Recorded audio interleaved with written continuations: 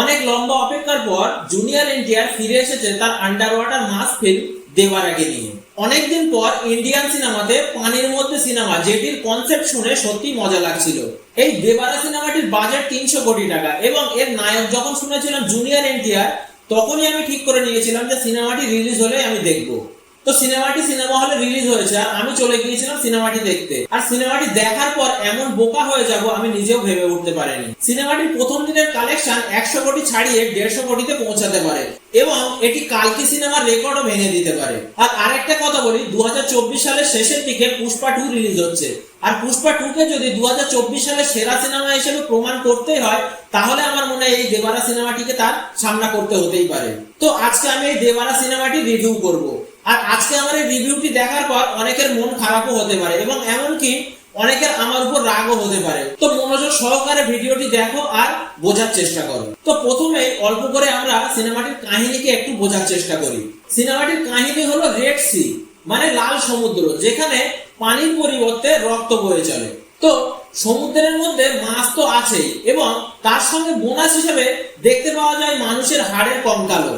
এমন একটি ভয়ঙ্কর ঘটনা, আর এই ভয়ঙ্কর ঘটনার পিছনে একটি নামই রয়েছে, যার নাম হলো দেবারা, যে পুরো সমুদ্রকে রক্ষা করে আর এই সমুদ্রে নামা শয়তানদেরকে এক এক করে মেরে ফেলে।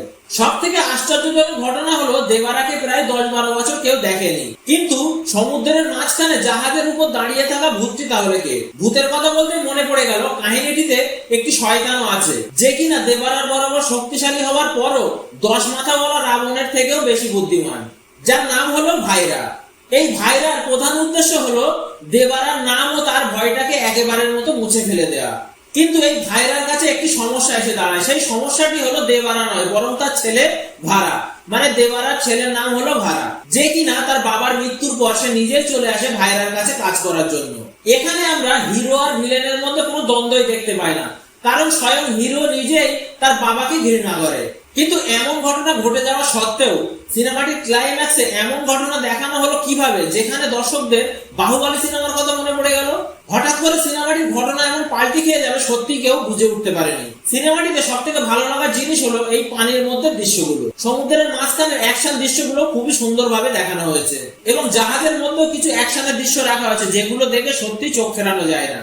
একটি হাঙরের সঙ্গে জুনিয়র এনটিআর এর একটি লড়াই দেখানো হয়েছে এবং এই দৃশ্যটি আমার মনে হয় পুরো সিনেমার মধ্যে সব থেকে প্রশংসিত দৃশ্য হয়ে থাকবে বলে আমার ধারণা। অ্যাকশন গুলোকে খুবই উন্নত ভাবে তৈরি করা হয়েছে এই সিনেমাতে, যেখানে জুনিয়র এনটিআর এবং সোহেব আলী খান দুজনে কিন্তু খুব ভালোভাবে ম্যাচ করেছে। নায়ক হিসেবে জুনিয়র এনটিআর এর অভিনয় ভালো হয়েছে, কিন্তু ভিলেন হিসেবে সোহেব আলী খানের অভিনয় তানহাজি বা আদি পুরুষের থেকে এই সিনেমাতে অনেক গুণ বেটার করেছে। সত্যি কথা বলতে সিনেমাটিতে সমুদ্রের দৃশ্যগুলি আর কিছু অ্যাকশন সিকোয়েন্স ছাড়া বাকি সিনেমাতে কিন্তু আর দেখার মতো তেমন কিছুই নেই। স্টোরি লাইন অনেক পুরনো লেগেছে, কারণ এমন ডবল চরিত্র, বাপ ব্যাটার এমন ডবল চরিত্র আমরা কিন্তু অনেক সিনেমাতে আগে দেখে নিয়েছি। পুরো 3 ঘন্টা জুড়ে সেই এক জায়গার রাজা, এক জায়গার রাখওয়ালা, এইসব অতীতের কাহিনী না দেখিয়ে আমার মনে হয় নতুন কিছু করার চেষ্টা করলে আমার মনে হয় ভালো হতো। প্রতি সিনেমাতে এমনটি কেন করা হয় যেখানে শুধুমাত্র নায়ককে বড়ভাবে দেখানো হয়? ভিলেনকেও নায়কের বরাবর দেখানোর চেষ্টা করো, তাহলে এই দর্শক আরো বেশি মজা পাবে। যারা সিনেমাটি অলরেডি দেখে নিয়েছে তারা এটাই ধারণা করছে যে সিনেমাটির সঙ্গে বাহুবলীর অনেকটা মিল রয়েছে, আর এই সিনেমাটির দ্বিতীয় পার্টের ঘোষণাও দেওয়া হয়েছে ঠিক বাহুবলীর মতো করেই। তবে তাদেরকে একটা কথাই বলি, এই দেবারা সিনেমা কখনোই বাহুবলীর মতো লেভেলে আসতে পারবে না।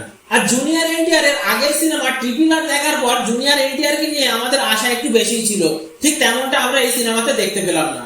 সিনেমাটি কিন্তু হলে গিয়ে উপভোগ করাই যায়। কেউ যদি বলে সিনেমাটি ফ্লপ বা ডিজাস্টার, তাহলে কিন্তু সে মিথ্যা বলবে।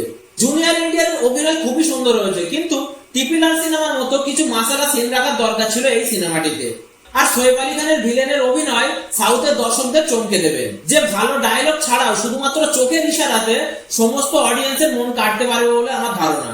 আর আরেকজনের কথা না বললেই নয়, সে হলো জাহ্নবী কাপুর। জাহ্নবী কাপুরের এই সিনেমাতে থাকা আর না থাকা প্রায় সমানেরই বরাবর। এই সিনেমাটির আরেকটি প্লাস পয়েন্ট হলো অনিরুদ্ধের মিউজিক।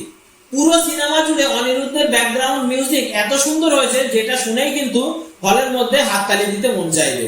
সিনেমাটি ইন্টারভ্যালের আগে খুবই ফাস্ট মোডে এগোচ্ছিল, কিন্তু ইন্টারভ্যালের পর সিনেমাটির গতি একটু কম হয়ে যায় এবং যেটির গতি আবার বেগ পেতে শুরু করে ক্লাইম্যাক্সের কিছুটা আগে। এই দেবারা সিনেমাটিকে খুব একটা ভালো বলা যায় না, আবার খুব একটা খারাপও বলা যায় না।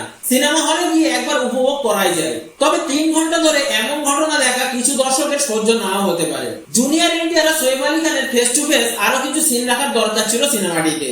আর ফালতু কারণে জাহ্নবী কাপুরের ওভার অ্যাক্টিং রোম্যান্স দেখানোর চেষ্টায় ব্যর্থ হলেন নির্মাতারা। সিনেমাটি পরিচালনা করেছেন কোরাতালা শিবা। এই সিনেমাটি তেলেগু, তামিল এবং হিন্দি তিনটে ভাষাতে মুক্তি পেয়েছে। তো অবশেষে দেখা যাক সিনেমাটি বক্স অফিসে কেমন প্রভাব ফেলে। তো আমি সিনেমাটি কেমন লেগেছে আমি রিভিউতে বলে দিলাম, তোমাদের কেমন লেগেছে সিনেমাটি দেখার পর আমাকে কমেন্টে জানিয়ে দেবে।